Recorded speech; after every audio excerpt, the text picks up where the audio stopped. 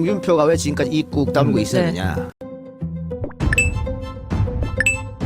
국힘 당원 명부가 유출되었는데 명태균이 이걸로 요절을 했다. 노종면 의원은 유출된 당원 정보 57만 건은 당시 국민의힘 책임당원 규모와 유사하며 해당 정보 접근과 활용이 매우 제한적이기 때문에 국민의힘 또는 특정 캠프 핵심 관계자가 책임당원 정보를 통째로 넘겼을 가능성을 배제할 수 없다고 했습니다. 이거 파장이 커질 것 같은데 국감에서 자세한 내용이 더 나올 것 같습니다. 그래서인지 언론들 분위기가 심상치 않습니다. 특검이 통과된다면 윤석열은 대두덕이고 건의는 빵에 가서 정권이 끝장나는데 그 가능성이 98%라고 조선일보는 절규합니다. 그리고 뒤에서는 정치권에 도는 여러 정보직을 보고드립니다. 조선일보는 오늘 해당 칼럼을 통해 98%는 앞으로 더 높아져 결국 물이 넘칠 수 있다. 반대로 이번을 고비로 수위가 낮아질 수도 있다. 모든 것은 윤 대통령 부부의 선택과 민주당 이재명 대표의 전략에 달려있다. 윤 대통령이 처한 위기는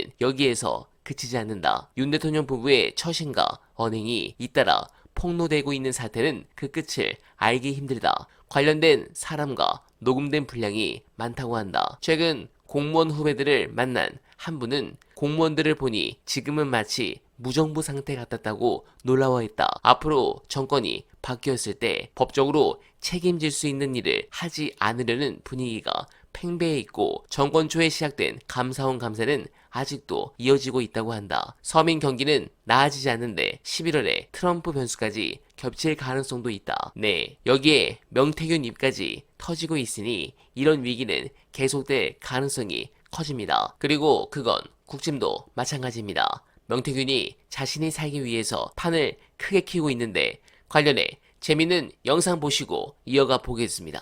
홍준표가 왜 지금까지 입국 다물고 있었느냐. 절대로 윤석열한테 올인 안 했다. 왜? 그 판때기 누가 될지 몰랐어요. 만일 윤석열, 유승민 이렇게 1대1로 했다. 그럼 윤석열이 올인이지.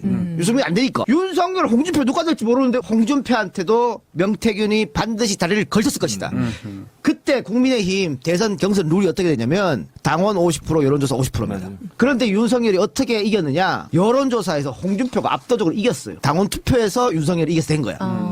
그러면 내가 명태균이고 내가 여론조사로 해서 장난쳤다 그러면 홍한테 달려가서 형님 내가 이 여론조사 이렇게 만들어갖고 이렇게 합니다. 안 하겠어요? 그렇게 뻥튀기 치지. 윤석열한테 또 다른 얘기 하고 했겠죠. 이렇게 하니까 홍준표는 지금까지 명태균이 내 편이라고 생각한 거야.